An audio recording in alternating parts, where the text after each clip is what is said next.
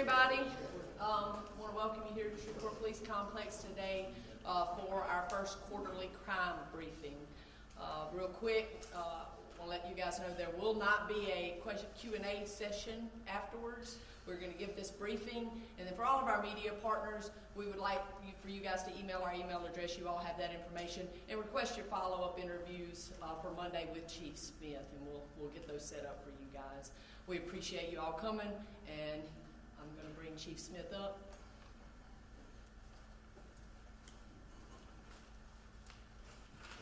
Okay, again, thanks to everyone for coming.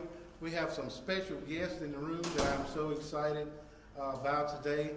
We have the chairman of the Shreveport City Council, Chairman Green. Thank you so much for coming.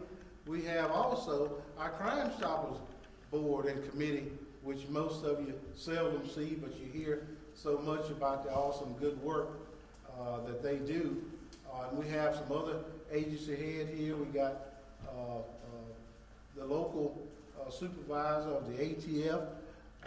We have another special guest, and I know we talked about it last week in our staff meeting about the Real-Time Crime Center and the great benefit that it is bringing to law enforcement, not only just SPD, but others in law enforcement and our city as a whole.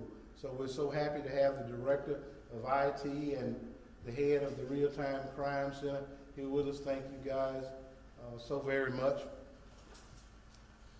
To begin with, today is a great day. This hadn't been done in quite some time when we have the opportunity to talk about our report card, our Part 1 crime, how are we affecting crime here in our city. And this is our report card that the stats, the statistics that we report to the federal government, to the FBI, whereas everyone in law enforcement is graded on. So to begin with, Part 1 crime, violent crime. This is something that impacts our city largely, and one of the things that people hear about the most and is most affected by. And ladies and gentlemen, you need to know that what's happening is all because of your hard work, the hard work of our community, and the partnerships we have with our community partners. No effort is too small or too large. Everything working together makes for an ingredient that causes this sort of thing to happen. On the first chart that you see over here, a 5-year comparison, which is our violent offenses for 2021, and keep in mind we're talking about from January 1st until March 31st for the first quarter of this year. Violent crimes in 2021, we had 396 Part 1 violent crimes reported to us. In 2022, we've had 342. So that's 54 less, so a reduction of 14+%. Thank you so much for your effort. Property crimes is on our report card that everyone is graded by. In 2021, we had, as of March 31st, 1,839 property crimes. Here in 2022, we have 1,662, so around 177 less, so with a reduction of 10%. So overall, we have a reduction in our violent crimes and a reduction in our Part 1 crimes. Total arrest for 2022, as of March 31st, was around 1,218. So please, really congratulate your troops for working hard. Homicides, one of the things that the ultimate price that someone pays to lose their life. In 2021, we had 23 homicides recorded on our books.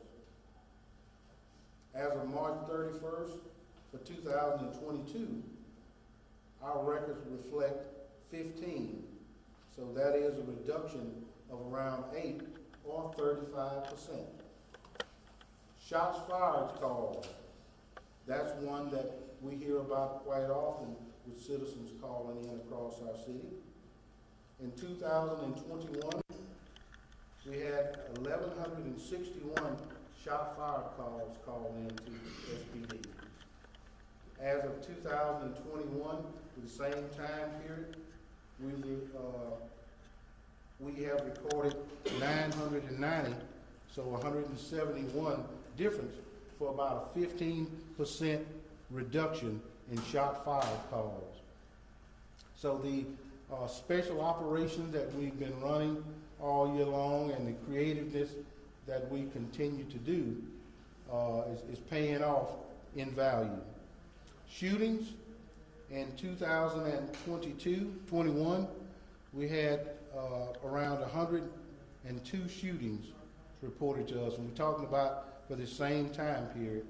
And for 2022, there has been 79, which is a 23% reduction. So thank all of you so much for your hard work. Council Lady Taylor, thank you so much for coming. What I wanted the meeting to be about today, and look at the charts as the meeting goes on and the meeting's over. What you see here on the table are weapons. SPD this year have confiscated in excess of 275 illegal weapons that we've taken off of the street. Illegal weapons that's been taken off of the street.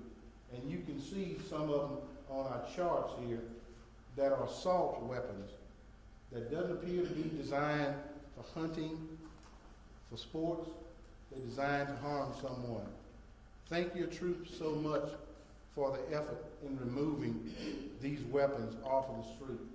What you see back here on the table are illegal weapons that have been confiscated by SPD officers. But the uniqueness, what you're going to see, because most people wonder, well, what happens to weapons after SPD confiscates them, after they go through the judicial process, the court case is adjudicated? Well, I want everybody to see today, the media, you council people, to see what happened to the weapons. We chop them up into pieces. These are weapons that I assure you, the viewing audience, and you all, that would never have the opportunity to harm anybody else. They're chopped up into pieces, and they're going for scrap metal. They are not released, they're not sold, they are destroyed. So have a look, as this meeting concludes, and these are weapons that's going into a big 55-gallon drum that's going to be melted in the iron. Thank you guys so much. But often you hear from me throughout the year, but I want today also all of you to have the opportunity to meet the commanders of the bureaus that are going to tell you a little bit about their bureau and what their objectives are coming out of the first quarter. You need to see these people. These are the actual boots on the ground, the ones behind the scene that are making things happen beyond me, and I'm so proud of that. Crime Stoppers, I'm so proud of all of you. Throughout the years, through your efforts, Shreveport and Bossier continues to be great places to live, and those who decide not to do the right things through your efforts, we're so able to apprehend them, and that's why you see these figures like they are today. And I tell you, one in particular I want to put out, and I think it's historic. Out of the homicides that was reported to us for this first quarter, I think it's 15 up there on the chart. Now listen to this. 11 are cleared by arrest, meaning someone has been actually arrested. There are warrants for 2 others. So that means 13 out of the 15 are solved. 2 of the 15 are at the DA's office. So theoretically, what that means, we know who all 15 suspects are. So to be frankly honest, all 15 of them have been cleared. And that's historic. I don't recall ever in Shreveport's history that has been done. Thank you so much, officers, for all the hard work that you do. And I want to also thank our federal partners for what you do. So much of what you see is being contributed to the joint operations that we have throughout the year, combining our resources to enforce the law to make Shreveport a safer place. But at this time, let me invite to the podium, and all of you know who you are, my bureau commanders, and they're going to tell you a little bit about what they do. Captain Kelly.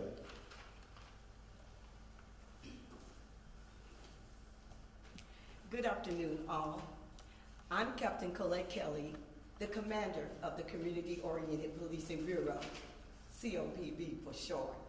And I must say that I am excited and optimistic about COPB. Since October of 2021, under Chief Smith's administration, COPB has received various positive recognitions for our efforts to reconnect, rebuild trust, and improve relationships throughout our city. And it's because of those improved relationships that we've received information from citizens that have led to the retrieval of some of these weapons and arrests. Just yesterday, we received a tip about on North Market that led to arrest. So thank the citizens who are collaborating and working with us. It shows you that wonderful things can happen with teamwork and collaboration. But about COPB, we have several units under our command.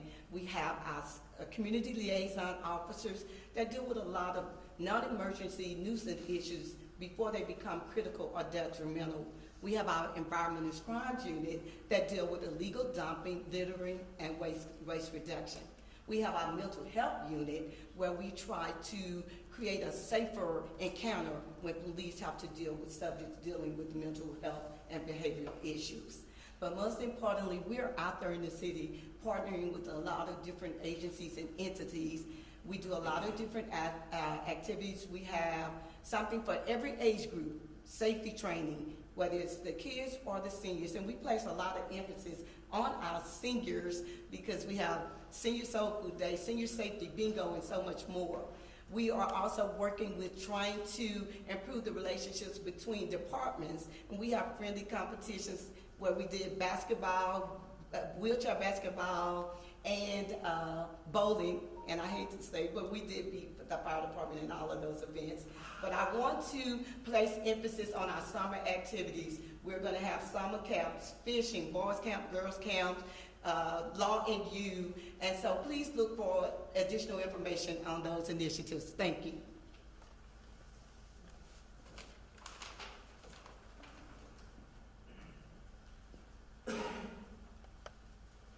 Good afternoon. I'm Sergeant Moses, and I am the supervisor of recruit.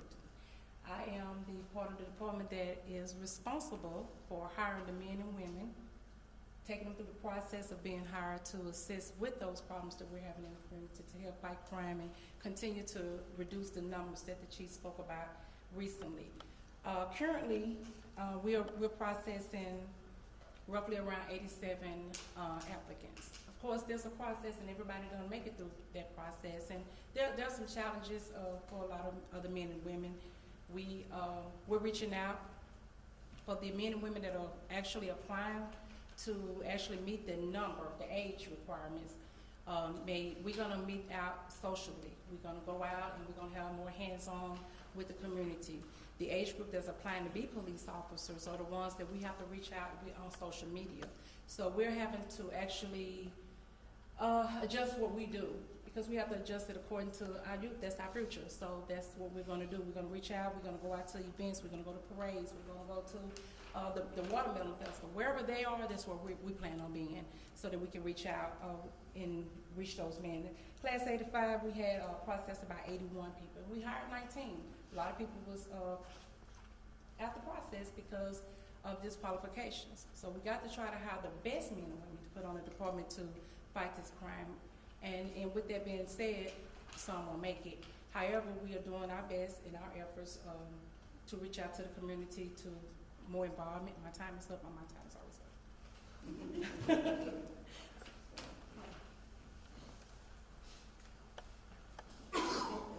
Good afternoon. I'm Lieutenant Dean Willis of the Traffic Enforcement Unit. I'm the executive officer there. Our area of focus is going to be on reducing fatality and serious bodily injury crashes. In 2020, we had 29 fatality crashes in the city of Shreveport. In 2021, we had 27 fatality crashes. So far in 2022, we've had 8 fatality crashes. The contributing factor of these crashes are going to be primarily speeding, distracted driving, impaired driving, and failure to use adequate occupant protection device for adults, seat belts, and then age-appropriate child protections, car seats or booster seats. We have several operations coming up where we're going to be focused on reducing speeding,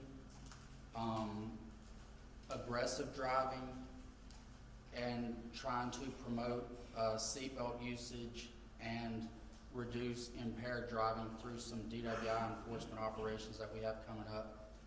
We have several campaigns coming up from the Louisiana Highway Safety Commission starting April 23rd. They launched their Buckle Up in Your Truck campaign where we focus on seatbelt use in pickups and larger vehicles.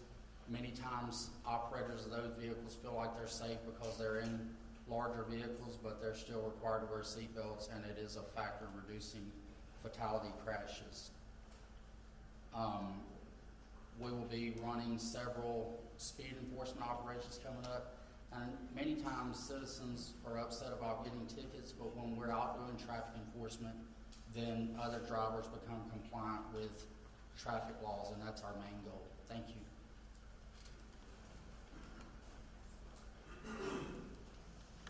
And I'm Captain Obley. I'm over the Investigations Division of the Shreveport Police Department. The chief stole my thunder on our homicide stats.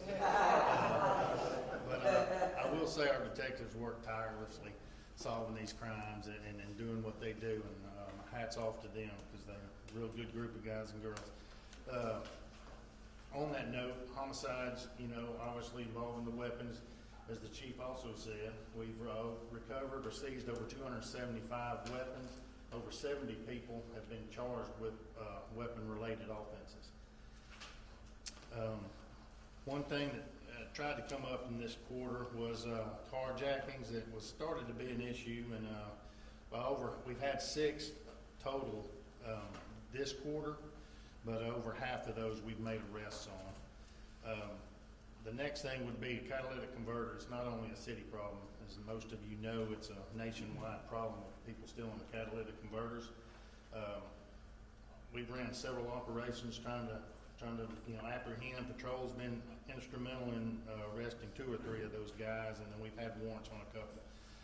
We're continuing to do operations on them. Also, with the help of our city council, they just passed an ordinance that makes it illegal to possess or buy those catalytic converters without some sort of identification.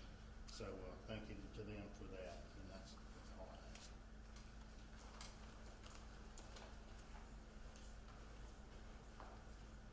Good afternoon. I'm Lieutenant Kevin Anderson. I'm the Executive Officer for Office of Special Investigations. What we do there, we primarily address narcotics complaints. Most of our complaints come through Crime Stoppers, or they just call directly into the unit. While investigating these complaints over the past 3 months, we've made 73 felony arrests. We seized 26,443 grams of marijuana, 12,350 grams of meth, 1,131 grams of cocaine. We have a street crimes unit. They go out and do criminal patrol. During that criminal patrol, they have seized 18 illegally possessed firearms.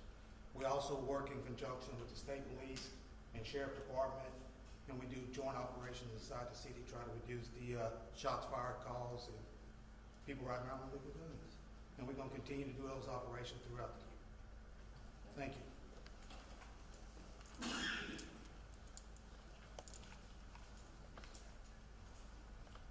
Good afternoon. I'm Captain James Tipton. I'm the Area 1 Patrol Commander. My area encompasses I-20 to the north to the city limits, and from the Red River west to roughly Hearn Avenue. It gets a little jagged on that west side. Our primary focus this last quarter has been trying to address the catalytic converter issues. We have several areas that we've been targeting within our area, some of our sectors.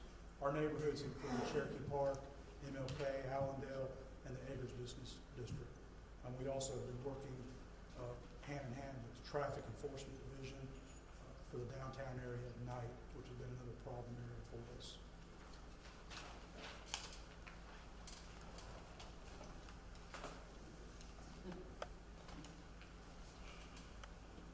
Good afternoon, my name is Kevin Goodwin. I'm the captain over Area 2.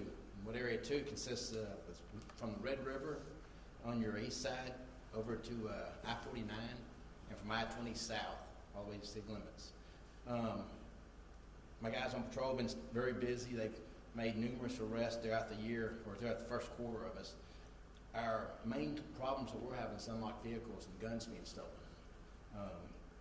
We've had 23 weapons stolen just this year already.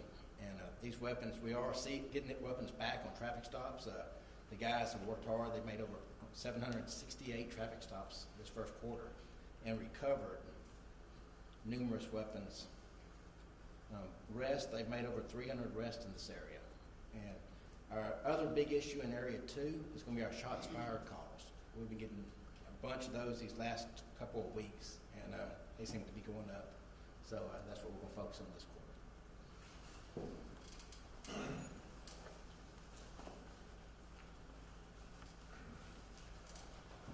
Good afternoon. I'm Captain Keith Grant, Area 3 Patrol Commander.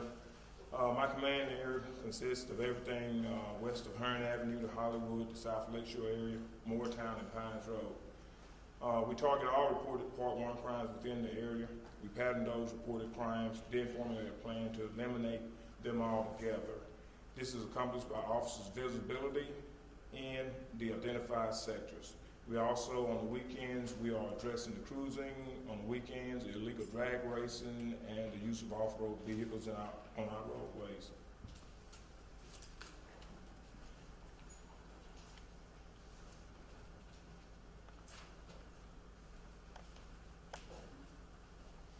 Hello, I'm Captain Fender. I'm the Area 4 captain. Area 4 covers the Linwood-Mansfield Road corridor. Our neighborhoods include Queensboro, Hollywood, Cedar Grove, Southern Hills. Our main Part 1 crime problems are shooting, shots fired calls, and theft from auto. The problem with theft from autos is the firearms stolen from the cars. Most of those cars are unlocked. Our officers target areas with the largest concentration of crimes and shots fired calls. We encourage our officers to make citizen contact and traffic stops to deter criminal activity. One of our main efforts has been to get illegal weapons off the streets. Thank you.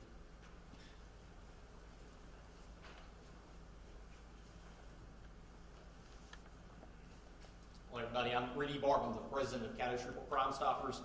This quarter we've had several new things. The main one being is that we have hired Jim Hacker, who was previously a captain of Shreveport Police Department, to be our executive director. We're very happy to have Captain Hacker working with us. He'll essentially allow us to take Crime Stoppers and make it a separate entity completely from the Shreveport Police Department. We think that'll help with anonymity and trust in our organization, since we'll be completely separate from the department and the Sheriff's Department. This quarter, we paid out over $3,000 in tips. We've had over 200 tips submitted to the organization. We continue to work very, very closely with the Investigations Bureau in any way we can to help solve homicides, burglaries, any kind of violent or property crime. We've also had several highlights, including we had several tips sent to the BCAT unit that Lieutenant Anderson was talking about, and we've had narcotics, firearms, and several felons in possession arrested from those tips. We've had a very successful quarter. In the second quarter, we're going to focus really on legal firearms, narcotics, and try to keep that homicide rate as low as we possibly can. Thank you.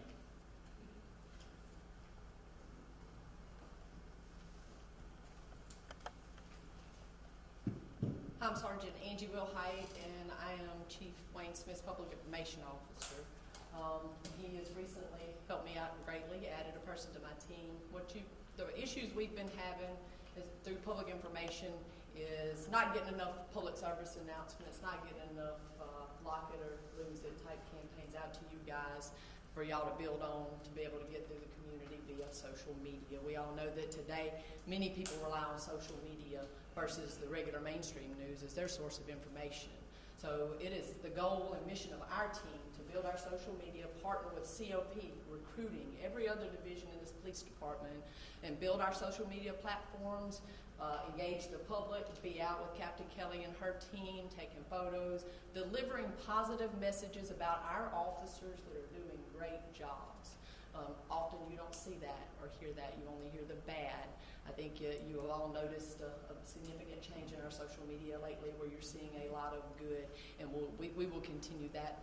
Our number one goal, mine and Corporal Bordelani is the new addition to the PIO office, is to build on Chief's platform of transparency that he has committed himself to it in the city of Shreveport.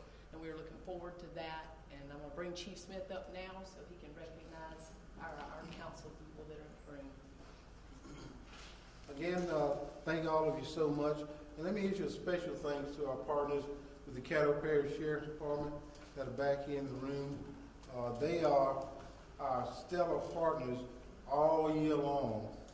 Much of what we do involves us partnering with Caddo, and thank you guys so very much. And please pass that on to your deputies that come out time and time again and assist us in our efforts. Again, I wanted all of you to meet a part of my team, the ones that are really the boots on the ground that are make things happening on a day-to-day. And I want to publicly thank all of you guys and girls so much. Because of your efforts, we're beginning to see the reductions in crime that we planned for. There are many other initiatives that are planned, that are forthcoming this year that I know you'll enjoy, that you'll reap the benefit of.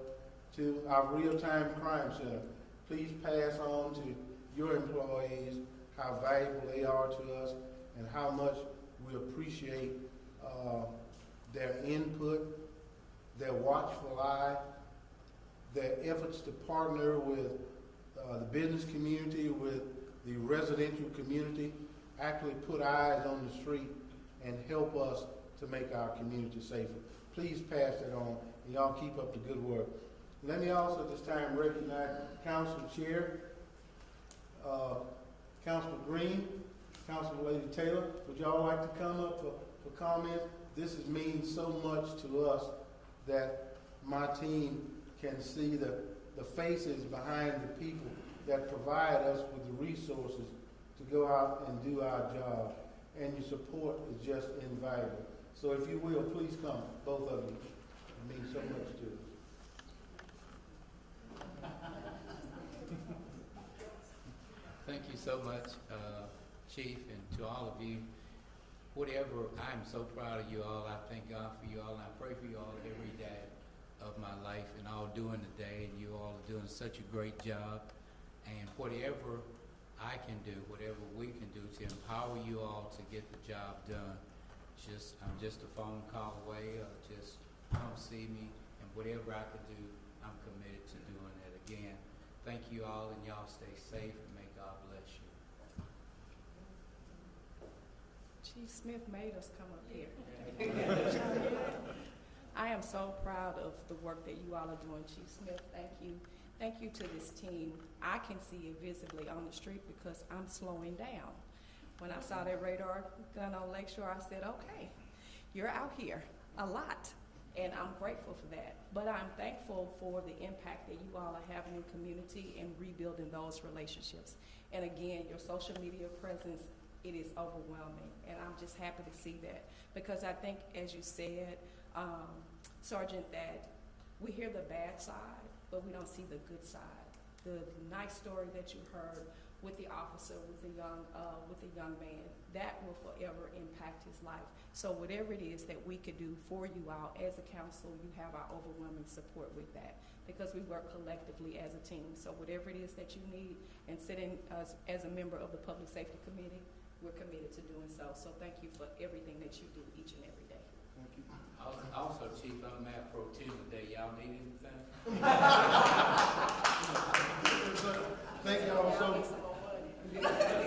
Thank you all so much for the allotment of new black automobiles that you provided us. I think as of today, there were 6 or 7 that were still in transition to be outfitted and actually put on the street, sent into the neighborhood, and more is on the way. Thank you all so much. And I want to tell you, Council Lady, we also have 200, I believe, better, 225? Yeah, 225 radars that are on order, that are on the way. So every police car you see will have a radar on it. So you need to slow it down, y'all. Slow it down. But thank all of you so very much for coming.